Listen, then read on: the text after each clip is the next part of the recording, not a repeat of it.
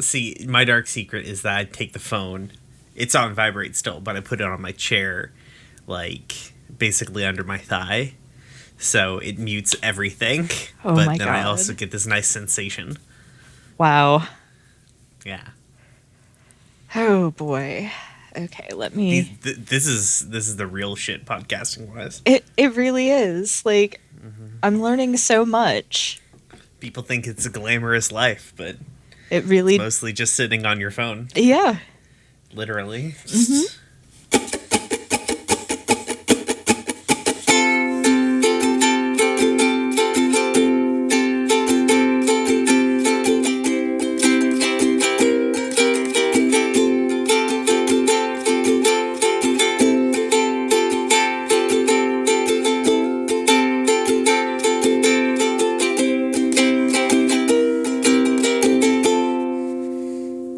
Hello, and thank you for tuning in to Gay Space Rocks, the Steven Universe watching podcast, where we watch Steven Universe. I don't know if you got that from the description of the episode. I know we can make it a little esoteric, or but that's what we're here to do. I am your host, Brian. You can find me on the internet at RoomwarePod, and you can find the podcast on the internet at Gay Space Pod. With me, as always, is my co-host, August. Hello, I'm August. I thought we were going to time.is, so I had it open in a tab and everything, but foolish me, I forgot that Brian Brian doesn't use a fucking clap because he's a heathen who's just like, I'll just line it up based on the Craig backup, which is probably way more than our podcast audience really wants to know or care about us. But anyway, you can find me. I straight up didn't realize we hadn't clapped. Oh my God, Brian. I'll line it up anyways. I don't give a shit. Ugh. Anyway, I'm August. You can find me on the internet at Harpydora on Twitter. You can find my other podcast that I do at FTLcast, and also at RoomwarePod because there's no separate thing for dumb kids playing hero. And also my pronouns are they them. In retrospect, I should have started an individual Twitter for that show, but I didn't, and now it's too late. And I already have like 4 Twitter accounts linked to my account on my phone, so at this point it's too many. Can't go back. Too much Twitter. It's fucking mood. Let's see. Well, it's new week. This week we're watching episodes 10 through 12. Steven's Lion, Arcade Mania? Yes. And Giant Woman. Hell yeah. Let's see. August, have you watched any cartoons this week? And by cartoons, I just mean media, I guess. Well, I have actually been watching a cartoon because... Oh my God, are you about to rat us out? As may or may not have been picked up on Discord, but was definitely picked up on my waveform. Yeah. I am indeed ratting us out because I have been watching, rewatching, which is me telling on myself, My Little Pony: Friendship is Magic. Why is Anya so ashamed of this? I don't know. Like, it's not like we're fucking watching Homestuck fan-made videos or anything. Jesus. But I just feel like I'm gonna get judged. August says, looking at the bookmarks on their fucking YouTube page. Man, I've got no shame. You should know this by now. But yeah, so I've been revisiting Friendship is Magic with Anya, and honestly... Is it like on Netflix? Yeah. Whole series seems to be. So, it, like, holds up pretty decently. The things that I originally thought were distressing about it are still distressing about it and have not aged well, but I am in fact, not... have become more distressing. Yeah, I'm not finding anything more, upsetting yet. We're only, like, halfway through the first season, though, so... Yeah, I've tried to watch My Little Pony a number of times, Because, like, I'm like, this is probably fine. And every time I watch it, I'm like, this is fine. It's just not... I try and watch a few episodes. It just doesn't grip me. I don't know why. Because it should be my shit, you know? Well, I've watched dumber, shittier cartoons. Well, I mean, here's the thing. Like, were you trying to watch it when it first came out? Or have you been trying to watch it and get into it in subsequent years? I tried to watch it when it first came out and subsequently. Okay. I've probably, like, tried 2 or 3 times to get into it. Yeah, I do feel like it's very much a product of its time. Like, I do not see how somebody nowadays would necessarily, like, if it came out now, it would not have the same sort of cultural impact it had. But yeah, I mean, back in the day, I don't understand what. Sorry, I was like, when did My Little Pony come out? I'm like, it didn't come out that long ago. It came out a decade ago. Yeah. What the fuck? Yeah. Holy shit. We're old, my dude. No, fuck this. Fuck this shit. It had 9 seasons? Yeah. Fuck me. The last BronyCon was in 2019. Well, I mean, I guess that makes sense. I wouldn't have had one this year. Yeah, but it was like, even before the pandemic hit, they said, okay, 2019 BronyCon is it, we're done here. Lock it up! Lock up the corral. Yep. Close the barn. Done. Close the barn door, kids. We're done. Cool. Well, I'm glad it's holding up. Isn't terrible. God, what the fuck? Anyways, I feel pained. I've been watching The Owl House. I know I need to watch that. It's pretty. You need to watch other. There's so many things you need to watch, August. But you're watching My Little Pony. My Little Pony and creepypasta and true crime videos on YouTube. I'm confused as to how you've convinced Anya to rewatch My Little Pony with you, but Anya has not had the force of will to get you to watch through She-Ra yet. It's not a matter of like me convincing Anya. We were watching something else that referred to My Little Pony, and after watching that, Anya was like, I kind of want to watch this, and I'm like, oh hey, it's on Netflix. Oh, I see. It's you happen to be watching something that referenced My Little Pony. The intention had not been to watch that to get Anya interested. It was because I was genuinely interested in what this video had to say. That's fair. No, it's cool. I'm just giving you shit. I mean, I deserve it. Wait, the final... Sorry, I just looked at this Wikipedia page again.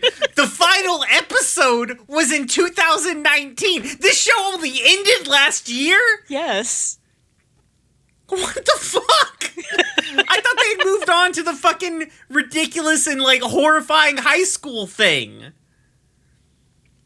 Didn't they do a one where they're all, like, weird human-shaped horse people? It was... That's not to say that I don't think human-shaped horse people are fine. Just the animation style of that show was horrifying It was very specifically meant to capture, like, the Bratz dolls audience, because they're Those are also horrifying to me. I'm just saying, like, it was done with intent. It wasn't, like, a completely random thing to... it wasn't a completely random thing to draw the characters that way. It was all about selling those toys. But no, yeah, I get that. I just still think, like, I thought that show replaced Friendship is Magic. I don't know that Equestria Girls was ever, like, a show. I thought it was always, like, one-off shit. Like, they had, like, 3 or 4 movies.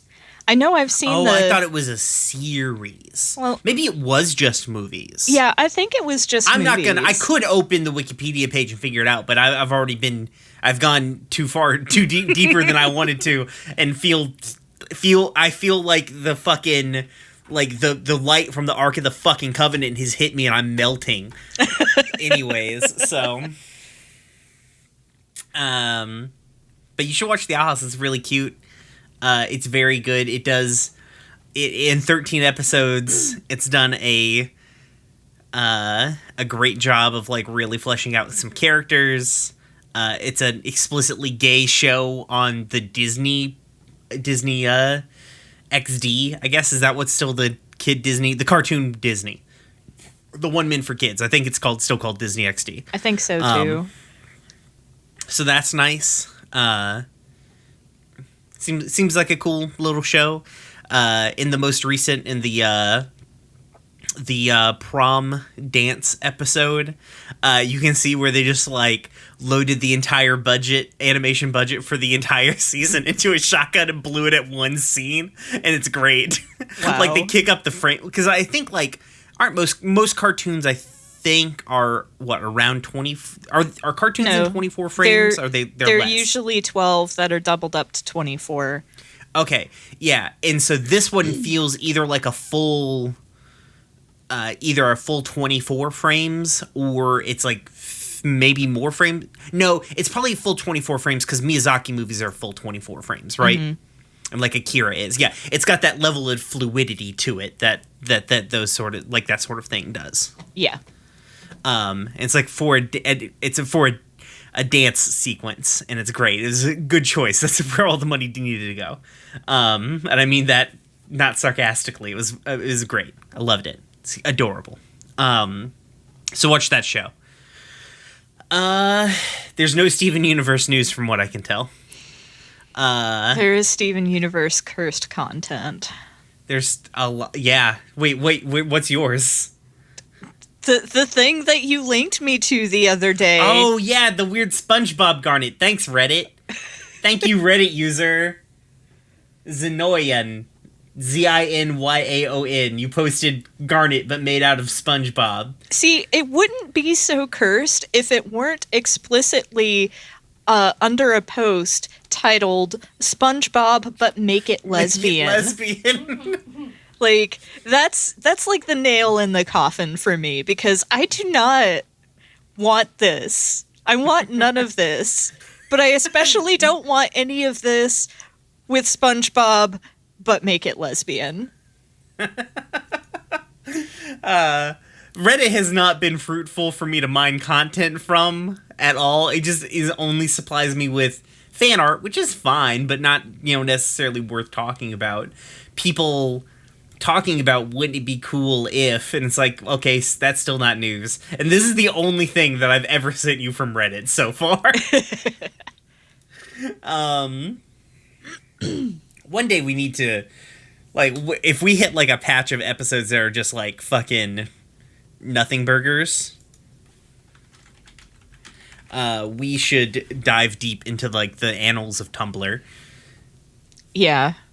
I feel like that's where the gold is, but it's like a treacherous mine, like one we must descend into and may not come back from. Well, I mean, a bunch of the porn is probably gone, but the main part is, yeah, I keep running into that on Twitter. Jesus, like, I have a filter set up just so I don't have to see gym titties while I'm at work. And then people just do, I guess because it's a dead, like, not a dead fandom, but like there's no new content coming out, so there's not a lot of eyes on it. Or maybe people are just lazy, but no one tags their not safe for work shit. So it's just like, boom, an ass. And I'm like, fuck, I'm at work. I should know better by now, but I'm bored.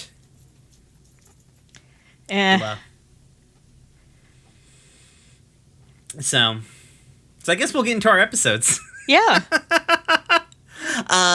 First off this week, give me just 1 second. I didn't have the wiki pulled up.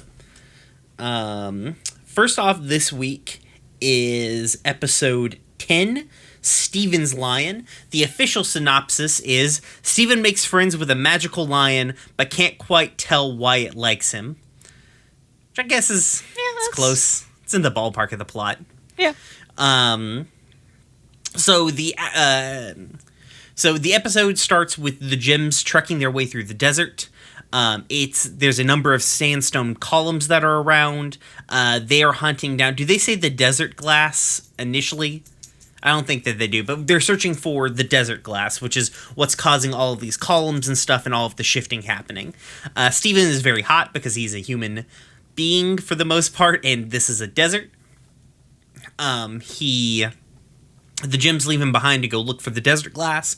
He kind of like takes sort of a nap and wakes up to find a giant pink lion approaching him. He's initially scared of it, but the lion gives up on interest of Steven very quickly, and Steven pets him as though lion is just a regular stray cat and not a menacing giant creature that could swallow him whole. He pets the lion. They have a good time. The Jims finally arrive back after defeating the desert glass. Pearl is giving Amethyst a hard time about not bubbling it. And they're like, oh my god, a lion? Steven, get away from it. He's like, no, this is my pet now. And they're like, that's not how that works. That's a lion. You missed the part. You missed the part where he explicitly was like, here, put my head in your mouth really quick. Complete disregard for this thing that is still ostensibly a wild fucking animal. The Jims are finally convinced to bring Lion back with them. Steven and Amethyst are taking a nap when they hear some scratching at the door. It happens to be Lion. And so Steven and Lion go outside to play for a while. Lion is not interested in playing with Steven, or at least not interested in playing with Steven in the way that Steven wants to play with Lion. Lion keeps trying to get back inside of the house, and finally Steven's like, oh, you must be hungry. So they go to Fish Stew Pizza, where Steven brags about his lion. Everyone's like, well, we gotta see this. And then Lion has disappeared on him. He returns to the house to find Lion trying to get into the house, and discovers that Lion did in fact not want to hang out with Steven, but wanted at the desert glass. Steven gets real angry and throws it out the door. It lands on the beach, where it activates again. Shit goes crazy. Steven jumps into the sandstorm to try and take down the desert glass, but cannot climb the tower that the desert glass builds around itself. Falls, but Lion catches him. Steven realizes, oh, Lion didn't want to take the desert glass. It was there to protect him and everyone else from the desert glass. So Lion and Steven combine their abilities, and by combine their abilities, I mean Lion does all of the work, and defeat the desert glass. Steven keeps Lion as a pet. The end. This is cute. My very first note here is in all capital letters with like 6 exclamation points. Kitty! By comparison, my first note here is Steven is a goober. He is a goober, and I do find it really cute the way in which he's like crawling in the desert and is like, this is how you're supposed to walk through the desert. It's just, it's so endearing. He's adorable. It's true. He just imitate, like he's like, this is all the media I've shown is, this is how the things work. I also, like, at the beginning of this episode, but a sort of a thing that we're going to see, I guess, kind of running through these episodes, and for a little while, I think, honestly, we see, like, this conflict between Amethyst and Pearl sort of building and slowly coming to a head, which is interesting. Yeah, I mean, I definitely feel like a large part of that stems from the way that Pearl seems to be super clinging on to, like, Jim heritage and Jim history, and being very unwilling, it seems, to let go of the past. Meanwhile, Amethyst is just like, I don't give a fuck. Welcome to Shrugville. Yeah, exactly. Also, Garnet is the only, like, continues to reign as best mom. Yeah. So, but also, we have a new sign-off. August won't let me use it. I'm being censored. I want everyone to know that. out there who listens to the podcast. August won't let me use "Be the Wet One You Want to See in the World" as the new sign-off of the show. No. I feel like my creativity is being stifled. Who knows if this hellscape is going to continue to be relevant by the time this episode goes out, but yeah. But yes, also Kitty. Steven, disregarding the danger that a wild animal will pose to you the second it looks like it maybe you can get petted. Yeah, well, Like- I mean, isn't that really all of us, though? Also, It's true. Also, I still like the way that the show gives Steven space to enjoy things that are not traditionally masculine, because I think it's like the first or second thing he says is about how much he likes pink. Yeah. And he's like, I really like your pink fur. Like, I like how Yeah. he talks. He talks to the animal. I think, like, ostensibly, he knows that it's not going to respond to him. Like, I don't think he thinks that the lion can talk by any stretch. Or even understand him. I think he just talks to an animal the same way everybody talks to an animal. Yeah. But, like, the way he's just continuously having this conversation is super, super cute. Also is, like, 100% how I treat every stray cat and also most raccoons. Is like, this is dangerous, but I really want to touch it. yeah, I mean, that's fair. Man, if a raccoon one day will let me pet it, most of the time they don't want me to. And I respect that because they can bite me very badly. Just make sure that you keep up on your rabies booster, dude. I'll be okay.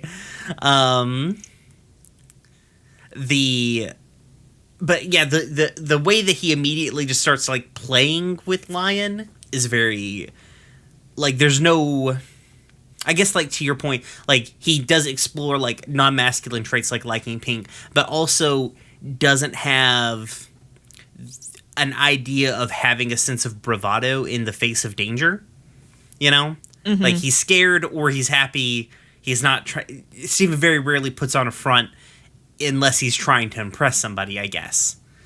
Well, even then, like, it isn't sort of like a macho bravado front. It's usually Look how mature I am. Yeah. Yeah. It, like, with the whole, riding a bike in sand to impress Connie, like, that wasn't really a macho thing.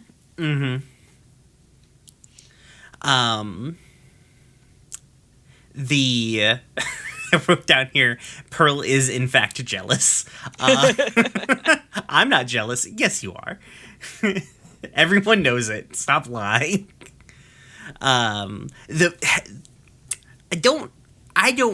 remember Pearl and Amethyst having like a fraught relationship for a while. But I don't remember them being this just like nippy and petty at each other. Like, they're 100%, like, as much as like Steven and Amethyst's relationship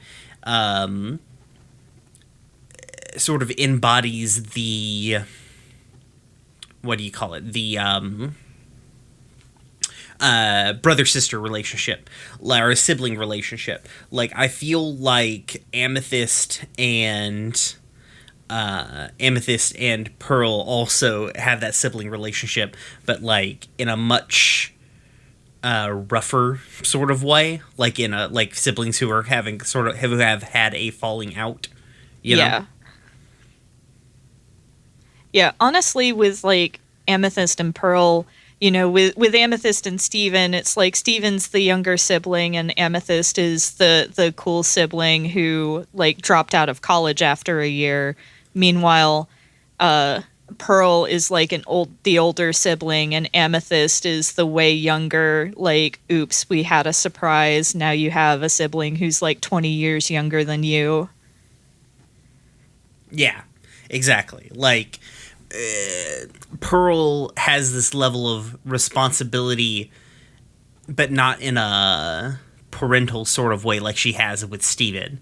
Like, she feels like she, it seems as though like she feels put upon by Amethyst in some way. Though obviously they don't straight up hate each other. They still care about each other, just like they're definitely butting heads pretty fucking hard. Also, I was trying to remember when the kindergarten episode came up this season. It's episode 40. So this is going to be a hot minute before this conflict gets resolved. Whew, boy. Let's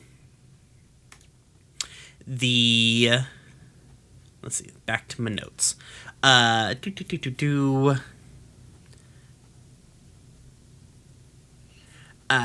like Steven commenting on the fact that, like, I didn't think the gyms had to sleep. And Nemesis is like, yeah, but I like to.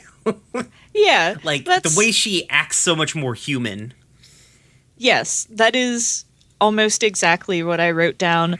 Although first I wrote down a note about the pillow fort because it's just, it's hilarious to me that, Amethyst decides that, well, did she decide to build the pillow fort to put the pillow on, or was she building the pillow fort and then she remembered that she had the pillow and then added the desert glass pillow to the pillow fort? It's true. I mean, like, on one hand, it's like, Pearl, you need to lay off Amethyst. On the other hand, Amethyst. Yeah. Oh my god. Amethyst, you're kind of a mess. Pearl's not wrong. She's just mean about it. Yeah. But yeah, it's really interesting the way that Amethyst likes to eat and sleep. Because it's almost like she's sort of a bridge between Steven and the other two crystal gems. The way that, Steven is bridge between humanity and the gems in general. Have they introduced the fact that the Amethyst doesn't just eat, but also just eats everything? And by everything, I mean inanimate objects as well? Well, I mean, later on, she swallows a rock. Oh, that's true. She, will just eat cans, because she likes cans. So, she starts eating weird shit as the series goes along. But also food. She just, eats everything. So that's fun. I wonder if that's why Steven's first instinct in Giant Woman is to put the rock that Garnet gave him into his mouth. Also, a similar note, I would not be able to catch a tennis ball in my mouth. Yeah. I don't know why I really liked it, but I liked when Lion tried to walk in and Steven's like, oh, you're fresh. I thought that was just adorable. I don't know why. It's very cute. Okay, here's my next kind of big note. It is interesting and also just heartbreakingly depressing that Steven tries to play with this animal as though it's just another person because he never seemingly interacts with other children. Yeah, it's, and it's not even the fact that, people don't know who he is, because clearly, he goes through, Beach City and people talk to him. They know him. They see him around pretty frequently, even though at least the guy who owns all the stuff on the boardwalk probably wishes he'd see less of Steven. Mr. Smiley. Thank you very much. So it's it is really sad and, kind of interesting that Steven doesn't seem to have any close friends. And I actually had a note written down here wondering about if this is meant to reflect on Steven's biracialness. And this is why I thought the article that you linked me to... Oh, yeah, I forgot there was sort of some Steven Universe news. There was that really... That very well written article. Let me scroll up. There we go. It's after the SpongeBob Garnet. Okay, yeah. Paper Magazine did an interview with Rebecca Sugar and Noelle Stevenson, titled "In Conversation: Rebecca Sugar and Noelle Stevenson," where they, basically the interviewer, she has both Noelle Stevenson and Rebecca Sugar there doing interviews for the show. And sorry, go on, August. Well, the article was talking about, was it that article? I thought there was another article. It's actually another article that you linked further up from the New York Times by Nicole Clark that was talking about her... Oh, The Healing Power of Steven Universe by Nicole Clark. Sorry. Yeah, talking about how like it helped her come to terms with like some parts of her biracial identity. And obviously, as a couple of white people, you know, it's not something that, you know, we should really be critiquing, but it was something that I noticed. And then coincidentally, you linked me to that article. And it's like, oh, okay, maybe I'm not just, you know, reading too much into it. Yeah, I mean, I don't think Rebecca. I think the themes are there. I don't know how much Rebecca Shooker goes into it because, to my knowledge, I don't 100% know Rebecca Shooker's ethnicity, but I've never heard her talk about in interviews about, like, she's alluded to it and kind of like thought about the themes, but never has been explicit. Like, this is what this story was about. You know.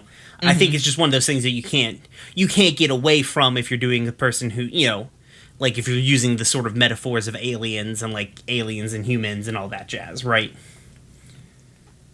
Yeah.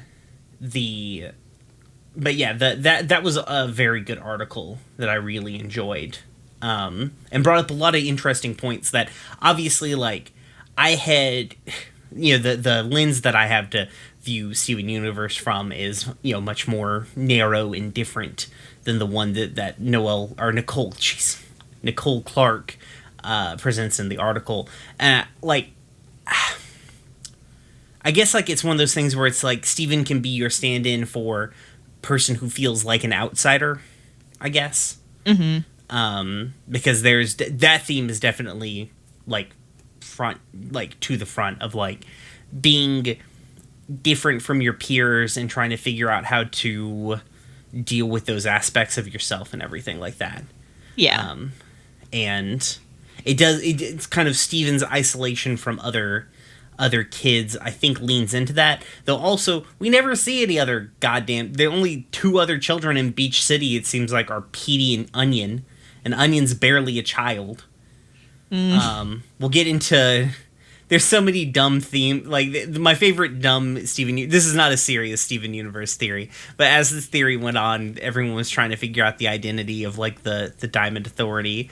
And my favorite bunk theme that people would put forward and present, like, fake evidence is Onion is Yellow Diamond. Yes, I remember seeing that. And the primary the primary evidence that was posited was none of the gems have ears, and Onion doesn't have ears. So clearly Onion is a gem. That's my favorite thing is as the seasons go on, people just like posting the most ridiculous like crackpot evidence for the Onion is Yellow Diamond. That was always fun on the Reddit. But yeah, like Steven's isolation from other kids and seemingly being kind of alone with his experiences is very sad in retrospect. Like, the first time you watch the series, you're like, yeah. But as, like, the thing goes along, you're like, where the fuck are does Steven have friends? Like, he has people who know him and are friendly to him, but he doesn't really have friends until he, like, meets Connie. And then Connie will eventually start showing up more as the series goes along. But yeah, it's really, like, quietly pardon me, hiccup there. It's quietly heartbreaking. Yeah. And it's made doubly so because, like, Steven just seems fine with it. Like, yeah, he doesn't know. Yeah. He's just like, yeah, it's cool. I can just play with this lion that I randomly found in the desert, you know. I don't need friends. I got this magic cat. And then you combine that with the fact that, you know, the gems are frequently having to leave him at home to go off on adventures to kill, like, living islands off screen. And it's just, like, it really paints a picture of Steven as, like, just... his situation is just really, really upsetting if you think about it too much. Right. And it's one of those things where it's like, it would be, if I didn't know the series as well, it would be one of those things where it's like, well, this is just like kind of a happenstantially sad thing that the series, puts out there, but doesn't spend a lot of time dwelling on until it spends 5 seasons dwelling on like Steven's like isolation, how he doesn't really feel human or Jim. Like he struggles with these ideas and the fact that he doesn't have friends or doesn't go to school. Especially like in much later when we get to Steven Universe Future, when he's like 16 and he has to interact with other teenagers and he's like, people. Yeah, this isn't like Harry Potter where it just like flat out refuses to engage with the very blatant child abuse that Harry is enduring for like 5 books. Yeah. Exactly. Like, no one wants to acknowledge... Now, given Steven's a much better home situation... Like, his home situation's not great, but... Oh, yeah. Yeah. No, I'm not We are not saying trying that... to imply that the Gyms are, in fact, abusive to Steven. They're, in fact, very loving and supporting. They're just not great. Like, they fuck up, but they're also, they're just people. Yeah, exactly. They don't fuck up any more than any regular person would. Steven's pizza logic is very sound. It is. Cats love fish. Everyone loves pizza. Yeah. I wouldn't love that pizza, but that's okay. To each their own. You don't want fish stew pizza? I absolutely do not. We'll have to make fish stew pizza one day. I also I should get Binging with Babish to do that. And by I should make a comment and get people to upvote it. I don't know Binging with Babish. His name's not Binging with Babish. That's not a person's name. Maybe he can invite Sola back. Yeah, they can make fish stew pizza together. And she can get fairly compensated for her video. Yeah. Sola and Babish, you're both welcome on the podcast anytime. Yes. I did think it was something that stuck out to me was the way that Steven said this place is jumping when it's just on Onion and Ronaldo sitting in there. Right. And like, yeah, it's a gag, it's like a sight gag, but there are very few things in this show that are just sight gags. Right. And so it really raises some questions to me about like the state of Beach City and Beach City's economy. A couple of times the show never gets too deep into it because that's not what this show is about. Well, no, but I mean, like, is Beach City, like, is this actually hopping for Beach City? Like, is it, it gets ravaged by monsters relatively regularly. Is it just some place that doesn't get a lot of people on the reg? Or is this just, Steven has no concept for what constitutes good business at a food shop because he primarily does walk up at the window to get fry bits. Right. Demands fry bits. The thing I've wondered about this, and I wonder what the population of the world looks like, to be perfectly honest, because like at some point we'll see a picture of the globe and the world doesn't look like they're on Earth, but it doesn't look like our Earth. Like there's a giant crater where Russia should be. There's giant strawberry fields covered in huge weapons, like giant floating islands in the sky. Because I'm assuming that all of the places that Steven has been taken have not been off planet yet. No, these are all. Steven hasn't been like Steven. I don't think we get off planet until late into season 3. Mm-hmm. And that's when we go to the moon. So, moon's haunted. It is, yes. It's also a wizard. There's a wizard there. Nice. Shout outs to Mac. But yeah, like, so I don't know if the population of the world is just very sparse by comparison, or what is up with that. But I don't think Beach City is doing great because it seems to be a point of consternation for Mayor Dewey a number of times throughout the series. Okay. Just drumming up. Because there's also, what is it? Ocean Town. is another nearby city that is their rival. And I wonder if Ocean Town does better than Beach City does. I just want you to know that Little Bit hopped off of the shelf behind me so hard that it showed up on my waveform. I have a note here that says, "No one gives a fuck about your podcast. I mean blog, Ronaldo." Oh, yeah, that's a mood. Ronaldo is us, really. Yeah. If I wasn't sure that there was already a podcast named Keep Beach City Weird, would have also been a good name for this show. Oh my god. My last note that I have here is the action scene in this episode is fucking dope. Like the desert glass fight, whatever, is good. It's real fucking good. It's very good. The use of the limited color palette is phenomenal. I did have a note that Amethyst sure gets flung around a lot, huh? Yeah, they just whip her fucking ass around. She's like the only cartoon character in this cartoon. Yeah. Yeah. I did make a big note about the color palette during the sandstorm sequence. It is so good. Yeah, it's choice. Actually, all three of these episodes, I have the same note on every episode, but all three of these episodes have really good little action scenes in them that are like well choreographed and well animated. Also, the music's really good. It's got a very Sailor Moon vibe. Yeah. When Lion and Steven are fighting the desert glass. Yeah. So, and then I guess like my real actual final note is my heart cracked into a trillion pieces when Steven grabbed Lion's eye and went wink.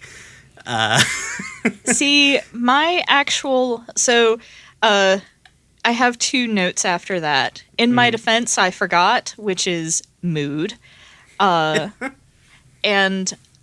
we kept Amethyst and then Pearl's laughter afterward. Oh yeah, mean shit. It made me really uncomfortable, especially with the way that Amethyst was standing in the background, because it's just like the way that Pearl the way that Pearl reacts to that particular statement. I do feel like Garnet was just trying to be funny in a really weird deadpan way, but the way that Pearl reacted made me think that she was like, oh, we didn't decide to keep Amethyst. Yeah, like again, like I wish that the kindergarten episode, what was the name of it? It's episode 40, which is On the Run. Yeah. When we get to On the Run, a lot of this will come to the head. And I think some of this is going to fall off relatively soon. Because, like, the next 3 episodes, So Many Birthdays, Lars and the Cool Kids, and Onion Trade, are really, like, Lars and the Cool Kids and Onion Trade are very much about kind of background characters. I feel like this is kind of like coming to the conclusion, like this is kind of like setting all of that up that we kind of got the most of in Tiger Millionaire when it comes to Amethyst. So we're setting up that plot point.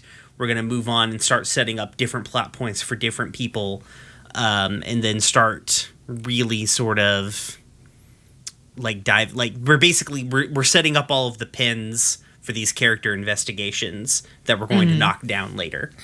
But yeah, like I was like, man, Pearl's like an asshole these 3 episodes. Like, yeah. She's not the thing that makes it like more complex is like you can see kind of where Pearl gets so fucking frustrated too. Like she's an asshole about it. She's not considerate of Amethyst's feelings, but also it's not like Amethyst is being very considerate either. Yeah.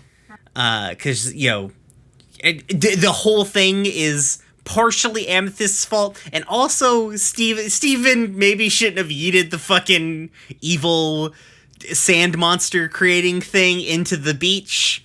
Yeah. But he's like 11. Yeah.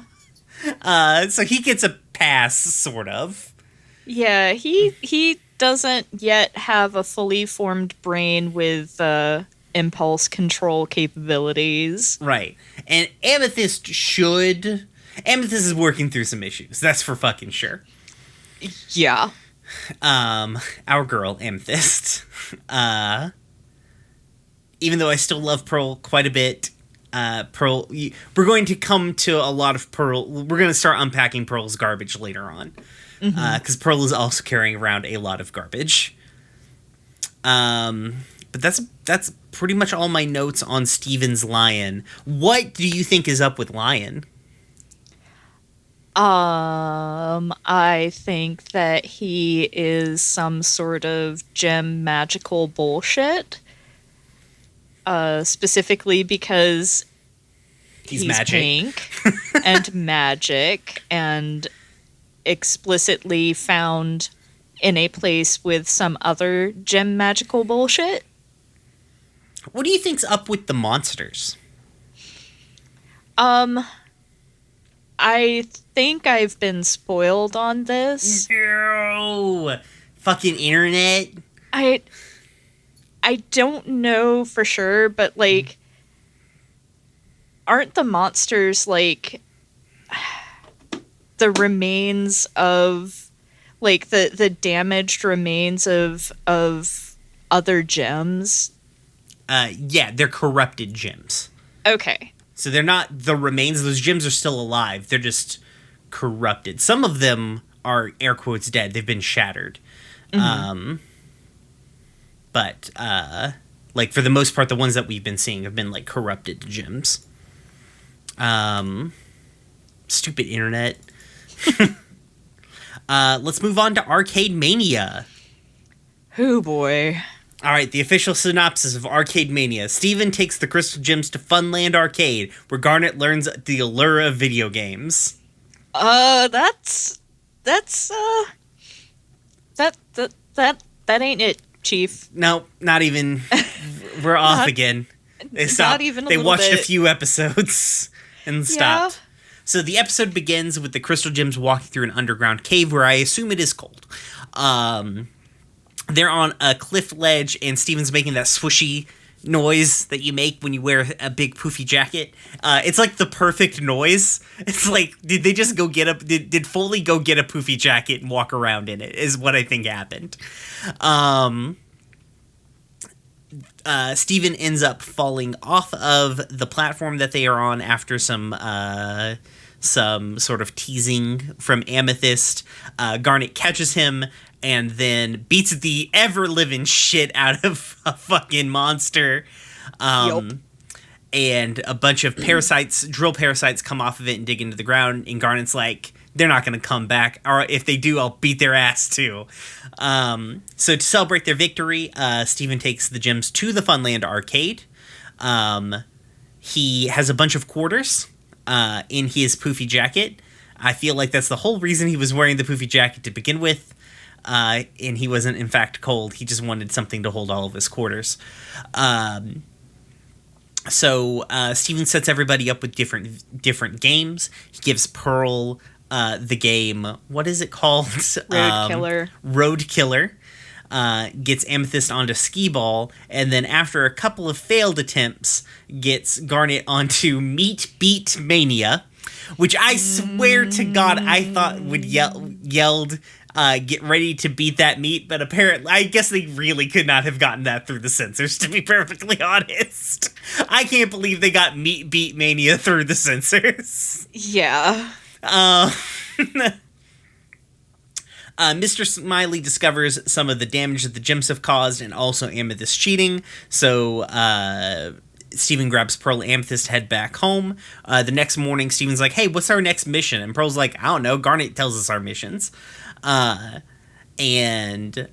Steven is like, well, whatever, I'm going to go outside and look for more quarters. While he's outside, he's attacked by the drill parasites. Amethyst and Pearl come to help out, but there's too many. They make their way to the boardwalk where they're like, where is Garnet? Garnet is still playing Meat Beat Mania. She seems to be entranced by the video game. Steven initially tries to distract Garnet from the video game to get her into the fight, but then decides that he must win to stop Garnet. And then he tries multiple times to beat Garnet at the game, and it doesn't work. And then he basically destroys the machine. Garnet is released from her trance, goes out and helps to fight off the drill parasites, but Mr. Smiley makes Steven clean up the arcade to, I guess, pay off the debt of multiple destroyed arcade machines. The end. Yeah. This... What did I have? Steven wearing sandals in the ostensible cold is such a white boy move. It's true. Steven is never not wearing flip-flops. That's just fantastic. It's true. My first note I have for this episode is in regards to Amethyst making the swish swish noise and getting Steven in trouble with Pearl is I used to do this exact shit to my little brother all the time. Like 100%, yes, this is what siblings do to each other. They just get them in trouble with other people. Oh my god. The fight scene of Garnet doing like the fucking Bruce Lee on the like blocking dummy thing with the gym monster is great. It's like sick as shit, frankly. It's really good, but also that sure did look like she put her fist up a butthole, didn't it? It kind of did, yeah. I wrote it down. Garnet continues to be Wife City. Yeah, same. I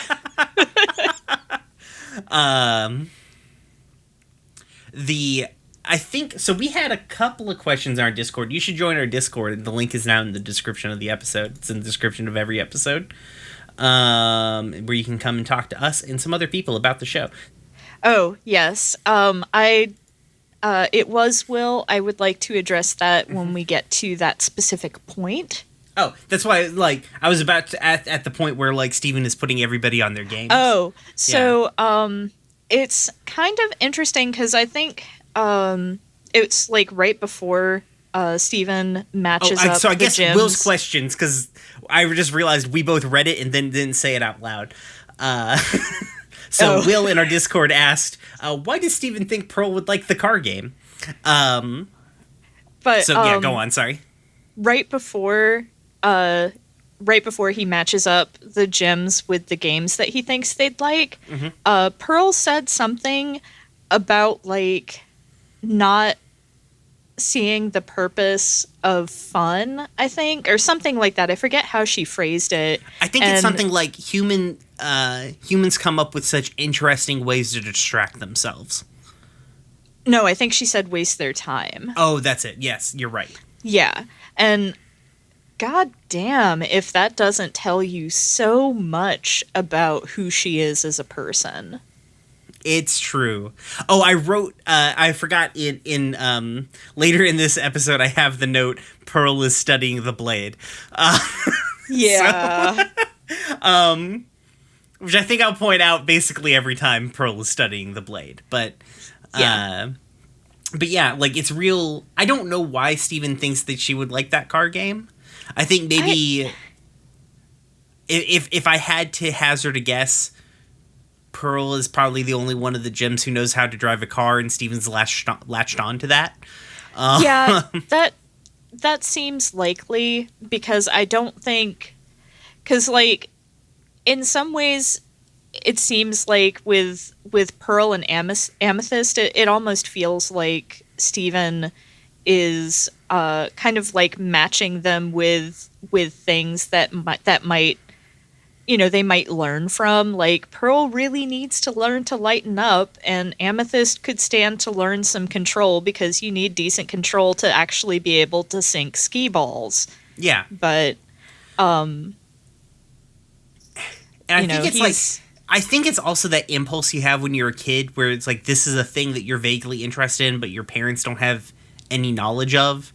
Like, it's you know, I imagine kids these days don't have that same issue with their parents if they go to an arcade. You know what I mean? Like, because kids these days, their parents also grew up playing video games because they're like, oh yeah, video games. I know what video games are. You know? And then named their kids Sephiroth. Yeah. Yeah. Bad parents, you know. Don't name your kids Sephiroth. Don't. Just don't. They're going to get made fun of, but also the kids at their school are never going to get the reference. So, like, just don't do it. Mm-hmm. So I think maybe it's partially that. Like, it's weird because, like, Amethyst seems to have an understanding of what this place is. Because, like, she's the one who's like, don't we need money to do this? So she knows what the arcade is. So she's probably been to the arcade, I bet you. Well, at the very least, like, we have seen Amethyst and Steven on the boardwalk multiple times. Like, obviously, like, the four of them were at the, like, little carnival thing with the teacups, but, you know, we've seen Amethyst and Steven also out kind of on the boardwalk area going to get fry bits together. So it's right. like... They were probably just hanging out. The red eye thing just kind of happened. Like, while they were out. It wasn't the impetus for them to be out. So one would assume that they go out and hang out together. We will also find out, I don't know this season or if maybe it's next season, but Amethyst has other friends who aren't the Jims and Greg, who are humans. So, like... Okay. Amethyst, has one friend who is not the Jims or Greg, who is a human. I'm not going to say any more because who that person is gonna blow your fucking mind. Oh boy. But is it like, Lars? I feel like Lars and Amethyst would get along. No. This is a person who is older, who's like Greg's age. I did think it was also kind of interesting, and I guess this was kind of answered later in the episode, but it was like, oh, Steven has money, and he's obviously not getting it. Like, this confirms that he's not getting it from the gems at all. Right. They don't seem to have a... Like, I don't think Pearl and Garnet quite understand money. Amethyst seems to understand you needed to get stuff. Yeah. Like... Well, okay, no, that's not true. Pearl paid for the cookie cats. Yeah, I was just thinking that because it's like, but Amethyst knows enough to know that she's anti-capitalist to steal from the big box chain stores. Right. Though she probably shouldn't be stealing from Mr. Smiley. He's having a tough time. That guy is a small business owner, and he's having a bad time. That's why I specified big box chain store. That's true. But yeah. Just also, which one of these buttons is my turn signal? Fucking Christ, Pearl. I put down when Pearl, in regards to Pearl playing that game, is like, Pearl is the embodiment of my anxiety where the machine is yelling, you're a failure or whatever. You're terrible. That's right. When it's like, you're terrible. She's like, no, I'm not. And I'm like, this feels like this is some brain moods right here. Yeah. Let's see. Later on, Pearl is studying the blade as she is wont to do, so that's good. Yep. I liked the joke, the joke of Amethyst telling Steven to slam his head into a bowl. Some solid sibling vibes going on again. Also, I don't know why Pearl does nothing to stop that, but you know. She's like, I can't stop. I know she knows what battles she can and cannot win. Yeah.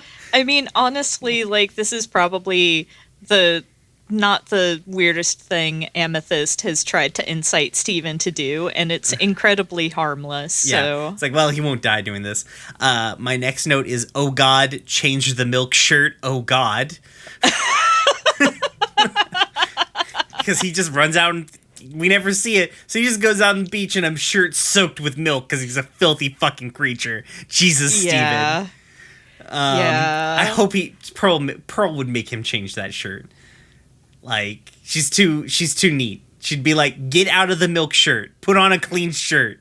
Oh my god. Yeah. You can't go out covered in dried milk. No son of mine. I also like how we find out how Steven gets his spending money, which is by combing the beach for quarters. Cute. It's cute, but also a little sad. But it's a metal mutt. It is very cute. Also, did he lose the other metal when he finds the other metal mutt? Did he lose that metal mutt? Was that just on the beach already? Who knows? What'd you say? Who knows? It's true. A little note that I had here, it's interesting that Steven does, like, a very competent, like, action roll out of the way of the initial drill parasite. Like, looks very much capable of doing that fight in just, like, a purely instinctual basis. It's, like, I feel like they're slowly implying, like, oh, Steven's picking up how to do this shit. Like, yeah. That's very, very interesting.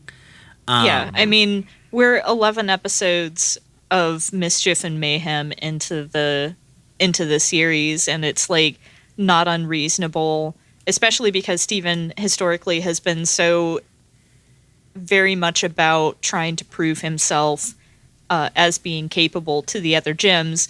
It wouldn't surprise me if he's, doing combat roles around on the beach, just, A, because it's fun, and B, because it's like, gotta get strong so I can go fight living islands. Yeah, well, I think it's interesting that he does that perfect off of instinct, and the second he has to think about fighting the thing, he doesn't do well, He's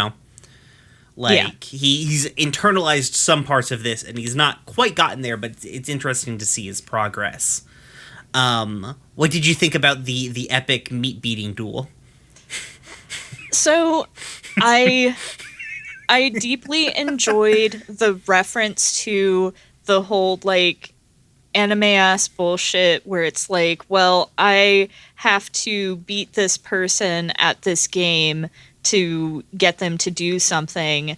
But it's very clear that Steven is nowhere near, like, even outside of, like, supernatural gem bullshit, Steven is a 10-year-old child going up against somebody who is thousands of years old and has fully developed motor skills. Right. Like, and has been shown to be, like, just an expert combatant. Yeah. So it's actually genuinely nice to see that trope kind of subverted, because there's no reason why Steven should win that. Like, absolutely none. How did you feel about Garnet's third eye? So, because I know what Garnet is, and I know that, like, Sapphire has, like, an ability to kind of, like, see probabilities and stuff, and, like, that third eye represents, because Ruby has 2 eyes and Sapphire only has the one. Right. Like, that's definitely Sapphire's abilities activating to predict where the game wants you to place your movements. I feel like they do a pretty good job at alluding to that too, because Pearl's like, yeah, she has like extrasensory powers that guide us toward our missions. So it's very fun. I feel like the first time I was like, why the fuck does Garnet have 3 eyes? Like, it's one of those things where it's like, yes, they were dropping very early. Like, yes, Garnet is a fusion. Like, all of these clues are here. It is... Steven destroying that arcade machine is the most viscerally violent thing this show has done so far. It's also, like, the most violent thing Steven has done. It's true. Also, good hinting at Steven's powers, like, just tearing that fucking thing to shreds. Yeah, and I mean, this isn't the first time that we've seen him exhibit kind of super strength anyway. Right. And I just feel like this is the most sort of visceral and straightforward look at that thing, Also very well animated, frankly. Like, it's very much that, like, into the anime, like, I've got to save you thing. But yeah, it's, I was just like, this is really violent. Like, this is the most violent thing. Like, we watched Garnet fist a fucking monster to death slightly earlier in this episode, and this is still more violent than that. Yeah. Well, I mean, it's all in the framing. Yeah, it's true. It's just interesting that they put that emphasis here. And then my final note is Steven saying to Mr. Smiley, "I'm working as me every day at work." Yeah, that's a mood. It's true. So I thought, you know what? I didn't realize there was as much meat on the bones of Arcade Mania. I thought Arcade Mania was going to be much lighter than this. What? Meat on the bones? Oh yeah, I didn't mean to make that pun. I didn't meet to make that pun. Brian, I'm going to drive up to Tennessee.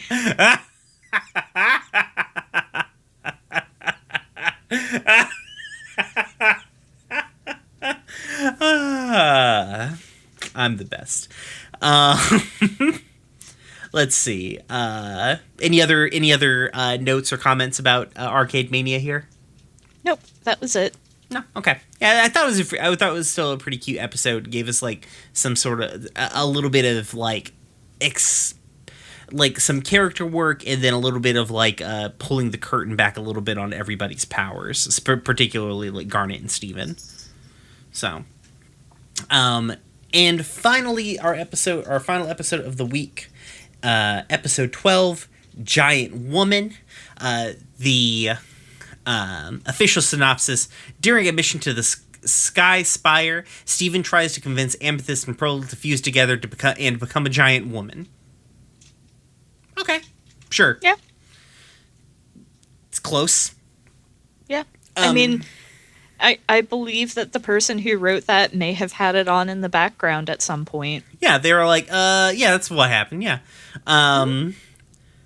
So the episode begins with Pearl and Amethyst. They're playing checkers. Every time one of them loses a piece, Steven hits them with a water balloon, this is a version of checkers I'm down for, to be perfectly fucking frank. Amethyst loses and gets hit by all of the water balloons, makes a remark that it feels good to lose. Pearl gives her a hard time about it. They have an argument, but Garnet returns, and Pearl goes to greet Garnet. Garnet has located the geode. Is it the geode beetles? The Heaven and Earth beetle. I think they're called the geode beetles, but the Heaven and Earth beetle. The Earth beetle is at the bottom of a lava lake, and the Heaven beetle is at a sky spire.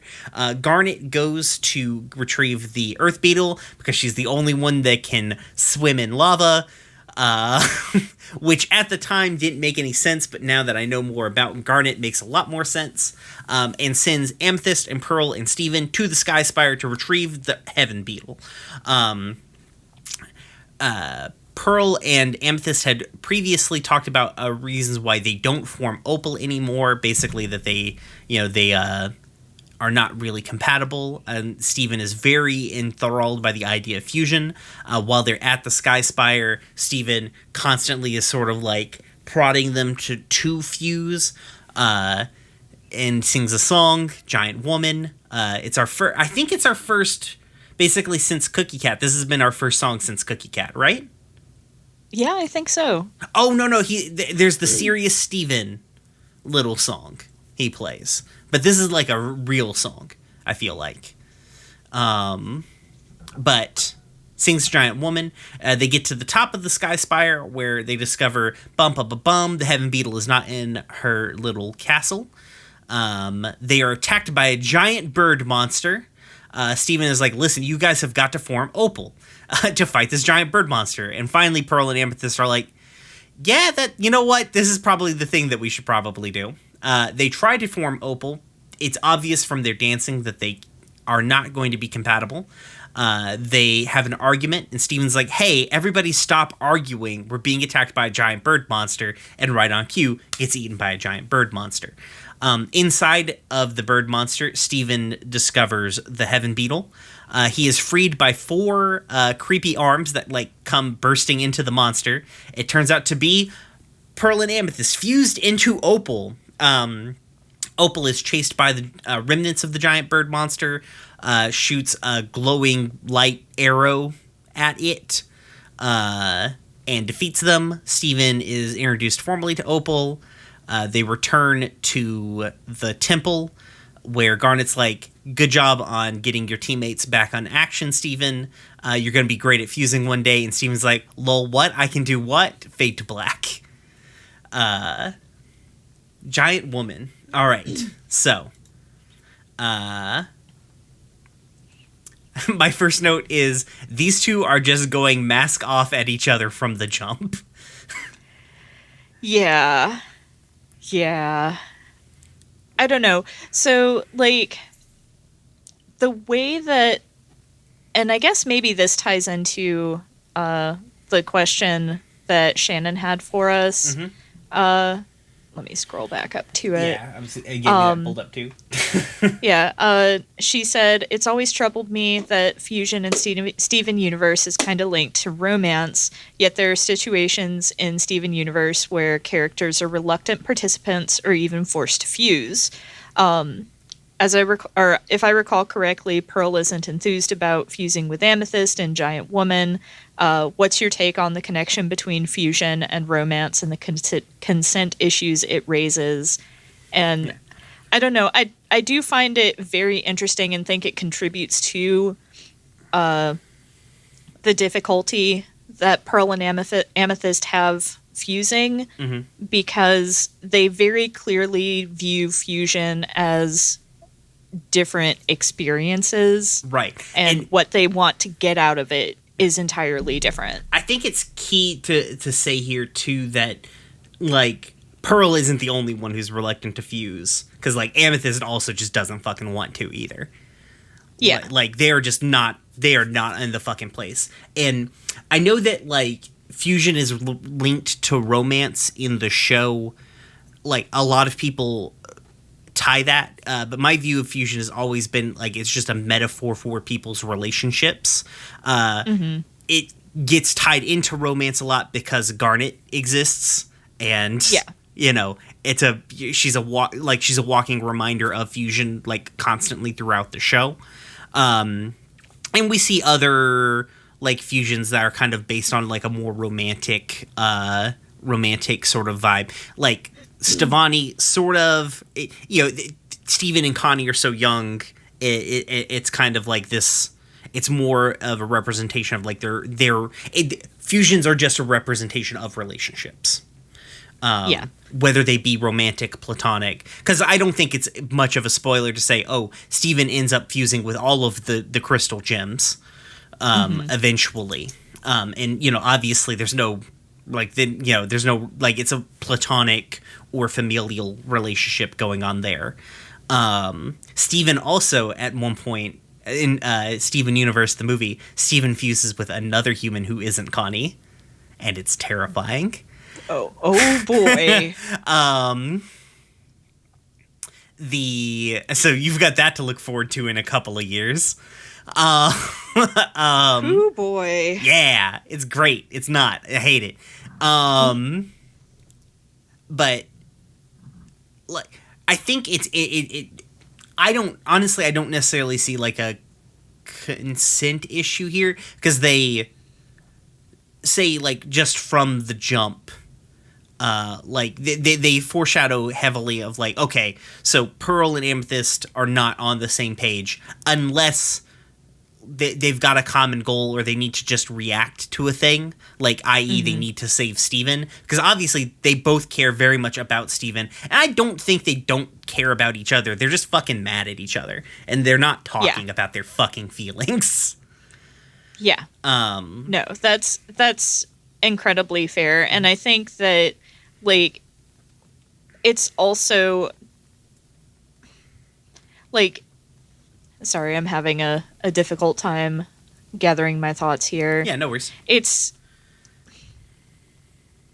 definitely not a matter of consent. It's a matter of like being able to see past your own nose, because these two characters are kind of self-absorbed a lot of the time so far. Yeah, these two are very in their own fucking heads.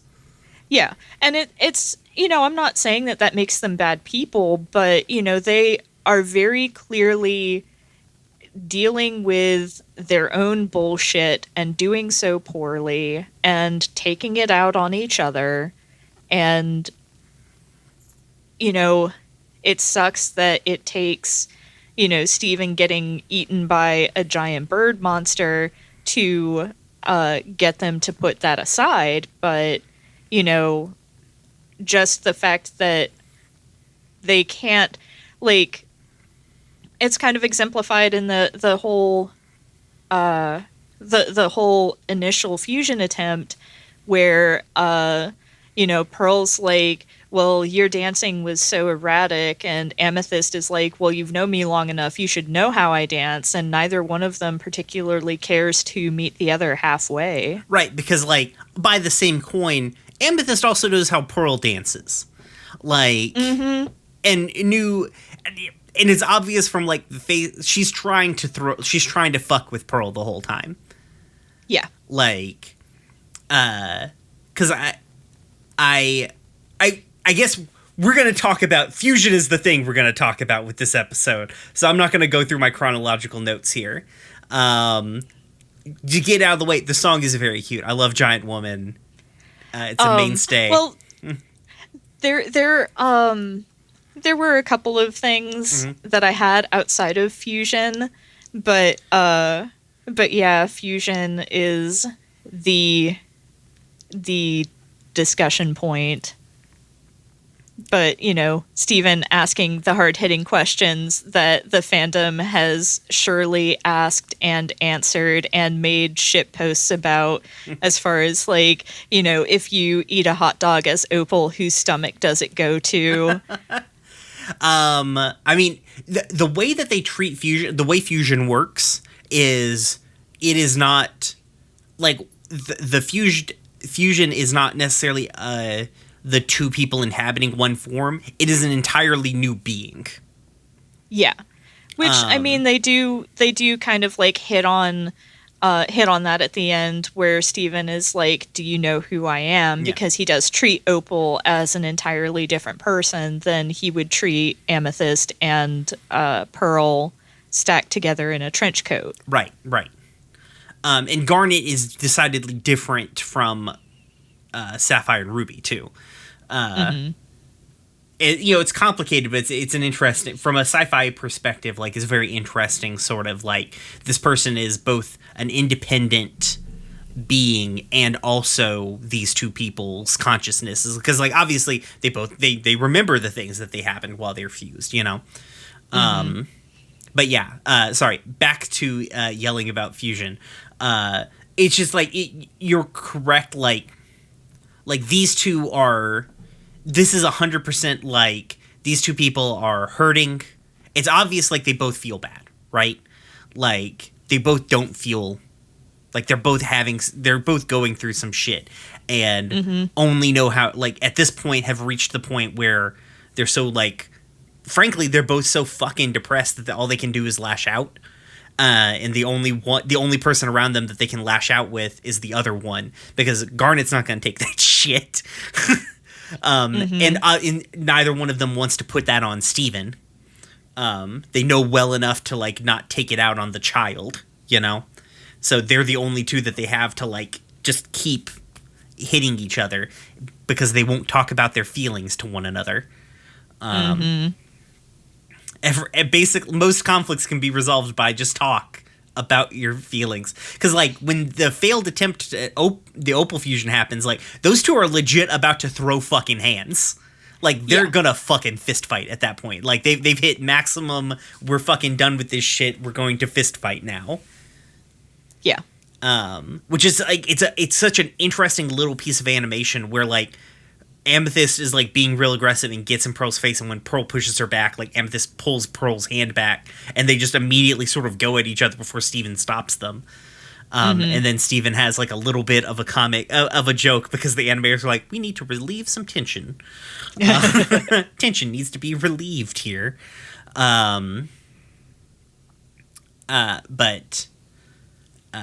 Just as we go along, I think Fusion becomes like Fusion is the most interesting fucking thing that Steven Universe brings to its storytelling. It's not the most interesting thing, but it's one of the more unique things about Steven Universe and its fantasy storytelling. People, theoretically, anyone confused with anyone, you just have to be kind of like on the same wavelength. Guillermo del Toro stole from Steven Universe, confirmed. Wait, did Steven Universe Shit, now come we're out? Googling this. Yeah. Let's see. I think they're contemporary to one another. Pacific Rim was 2013. Oh no, Steven Universe stole it. Yeah. Steven Universe came out in 2015?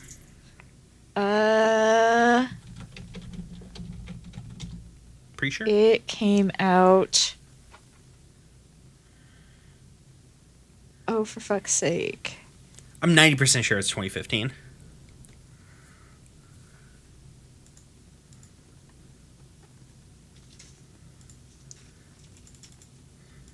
Oh my god. It's not just...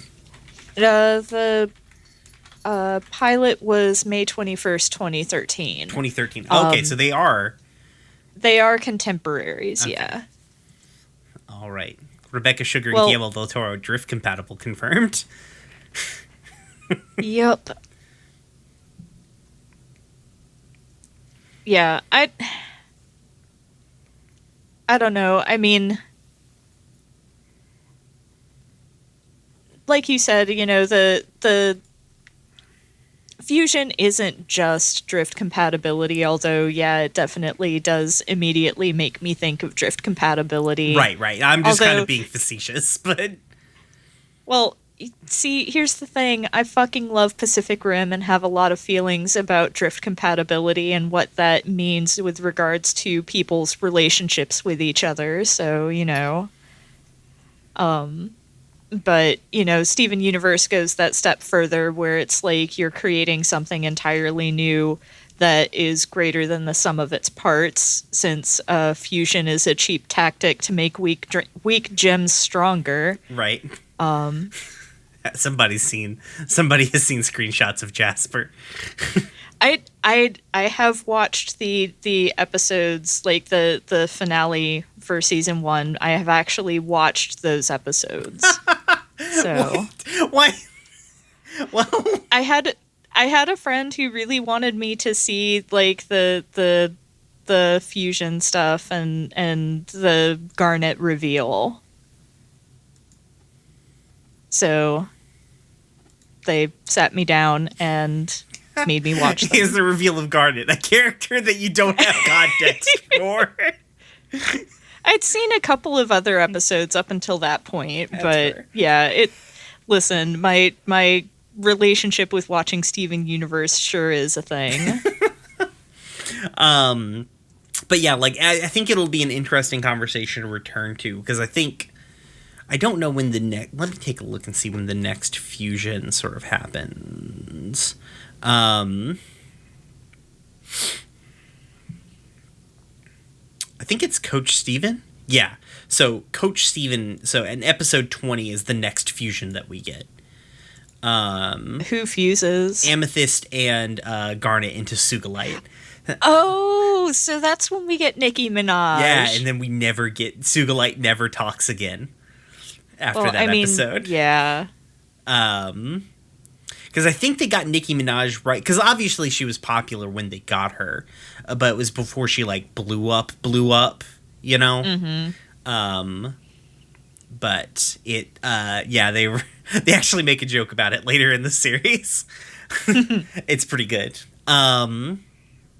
So I guess not too far away from the next fusion does not happen too terribly far away in the grand scheme of things. Okay. Hell, Lion comes back before we get another fusion. But so yeah, fusion is definitely an interesting thing to return to, because it becomes like a sticking point throughout the throughout the series. And again, I feel like is not a metaphor for romance, is a metaphor for relationships as a whole. Yeah. Though we do get some really, like, way later on, we get, like, this big polyamorous fusion centipede that I love. That sounds vaguely terrifying when you phrase it that way. No, she's fine. She's a little terrifying, actually. But, it's fine. She's fine. I love her. But yeah, so... I guess other notes here that I have for this is What is Steven's... the action scene with Opal, again, great. Like the spinning down the stairs and then her just like fucking anime doing the anime bow and arrow explosions in the air thing. So good. What were you gonna say? What is Steven's relationship with his gender? Because during the song, he's like, if it were me, I'd want to be a giant woman. Look at who Steven's been raised by. He obviously doesn't understand. Steven has been blessed by not understanding what the gender binary actually is. That's true. Just let him be. We don't have to give that to him. He's got enough shit to deal with. Yeah, that's fair. I can just see Steven being like, a gender in this economy? Butterfly guy meme. Yeah. Except the butterfly is like, I'm sure I can find a picture of Amethyst as a butterfly. I love immediately, like, when Steven goes to talk to Opal, like, the immediate change in his body language where he goes from, like, starstruck to straight up just a kid again. Where it's like this kid who's been really wanting something has finally gotten it and is now like, oh, this is way bigger and scarier than I thought it was going to be. That was, I thought, very good and cute. Fun fact, do you know who the voice actor for Opal is without looking it up? I do not. It's Amy Mann. Huh. Okay. Like, somehow Rebecca Sugar continuously gets, like, big fucking... big name voice actors onto the show. And Amy Mann shows back up to be Opal a couple of times. Particularly way later in the series, you get a duet sung by both Amy Mann and Ted Leo. Okay. So, Amy Mann, who is an important recording artist, does not demand apparently the same rates as Nicki Minaj does. So that's fair. Fair. But I love the fucking Garnet mic drop, like, just immediately sow the seeds that, yeah, Steven confused. What do you mean? Even though she has no evidence to back that up except that he has a gem. So, yeah, sure, he should be able to fuse. Yeah, it's fine. He'll figure it out. Yeah. He figured out how to stop having fingers for cats, or cats for fingers. Fingers for cats. It's even more horrifying than the cat fingers, because it's just a cat made out of fingers. Yes. If you thought we could get away from body horror for one fucking episode, you were wrong.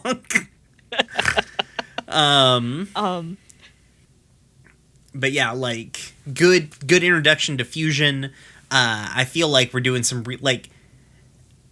how much like people the gems feel, as opposed to like the show could have really leaned into like Steven's family being like the, very stoic sort of heroes, and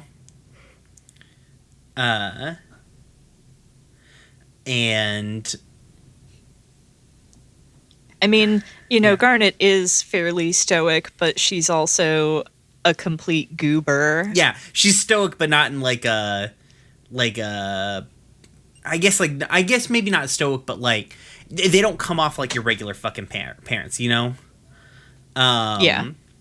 Like, and they definitely, like, the gyms are definitely like the more we spend time with them, the more just like people with like big gaping flaws that they are shown to be, So it's very fun to see that happening.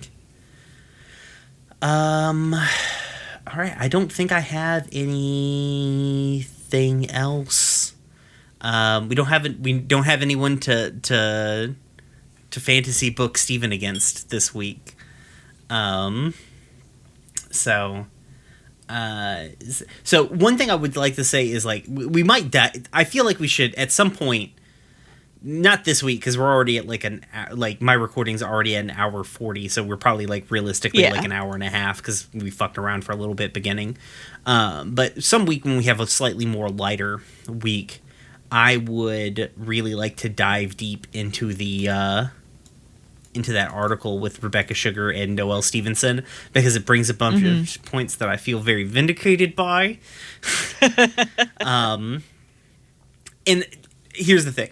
I see a lot of like She-Ra fans who are like, The Legend of Korra was seminal in the creation of She-Ra. And I'm like, I'm not saying it's not. Hell, I think the same animation team is on both shows. So obviously it had some importance there, right? But like Noelle Stevenson talking about the things that the very explicit things that Rebecca Sugar was able to force through, and the amount of like flack and issues that Rebecca Sugar went through when they were dealing with Cartoon Network's board of directors is also very, very interesting, and I think is worth a deep dive, but not this week because we're already pushing it time-wise, and Anya wants to play Overwatch. The cats also want to be fed. They're fine. Little bit. I've seen Little Bit. He's fine. You will have so much meowing and Little Bit jumping up and down to weave into this recording. Right on cue, Little Bit. But yeah, so theoretically, I might cut this out. If things go wrong, and I'll probably cut this part out where I talked about cutting it out. But theoretically, next recording, we're going to have a special guest. I'm excited. We accidentally got tagged by somebody on Twitter because they were trying to tag apparently an actual podcast called Gay Space Pod, and I feel legitimately bad that I took your Twitter handle, so this is my public apology to Gay Space Pod. For taking your Twitter handle. I didn't know that you existed, and the Twitter handle was free, so I took it. I'm sorry. But I'm not giving it up. You'll have to fight me for it, because it's better than Gay Space Rocks Pod. It's easier to say, so you'll have to fight me for it. But we should hopefully have on Gilda Wabbit next time, and we will be talking about episodes 13, 14, and 15, So Many Birthdays, Lars and the Cool Kids, and Onion Trades. We're back to body horror, everybody. We're back with So Many Birthdays. It's going to be a good time. Prepare yourselves both emotionally and mentally. Feel free to join our Discord and ask questions. We will address your questions on the show if you ask them to us. Follow our Twitter and all that jazz, but honestly, Discord is the most direct way to interact with us. We have a really good community on there. The link is in the description below. We talk about all kinds of things, not just the podcasts that we're on. This episode will be coming out, so at the end of this month, on our Guild Twitch page on Standing Stone's Twitch, we will be doing a 2-day live streaming event, 12 hours each day from 11 o'clock Eastern to 11 o'clock Eastern. We have so many special guests. We're going to be doing our best to raise money for medics in the Portland area, because we have a quickly becoming overtly fascistic government that is brutally oppressing protesters, and these medics need our fucking help. They need our fucking money to buy fucking supplies and shit. And so we are going to do our best to raise money with a whole bunch of really cool people. So check that out. Keep abreast with that on our Guild's Twitter page. That's Stones_standing. Again, you can find me on Twitter. I'm at RoomwarePod. August, where can they find you? I am at Harpydora on Twitter. Check out our other podcasts, The Room Where It Happened, FTL Cast, Dumb Kids Playing Hero. I'm sure something else by the time this episode comes out. I'm sure we'll have 2 or 3 more podcasts. I can think of at least 2 that are in the pipes. I know, right? Danielle's should be coming out soon. The Andalite. Wait, no. Nope. Some kind of... I don't remember the name of it. Nope. It's Escafil Files. Escafil Files. Right, because Danielle's a coward and wouldn't name it Andalite Wikipedia.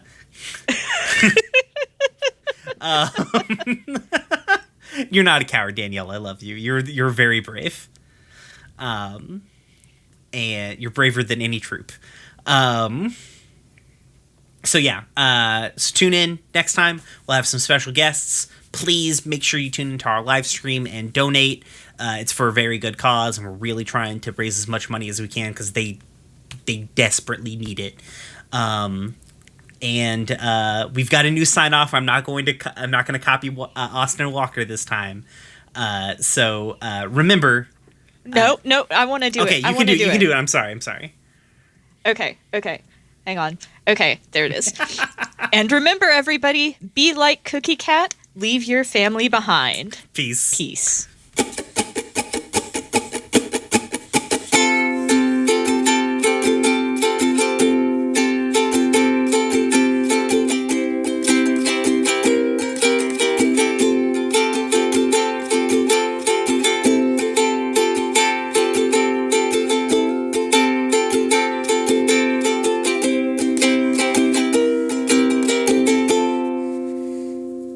Hi, it's Brian, and I just wanted to thank you for listening. If you've enjoyed us, please consider leaving a rating on your podcast platform of choice, or telling your friends about us, or tweeting about us by adding us on Twitter at RoomwarePod. We are also part of a non-profit podcasting guild called Standing Stone Productions. We do a variety of shows, including Follow the Leader, The Escafil Files, and Gay Space Rocks. We also do live streams at twitch.tv/StandingStonesProd. You can keep up with us in everything that we do on Twitter. It's at Stones_standing. Unfortunately, Standing Stones was already taken. Your support means a lot to us, and thank you so much.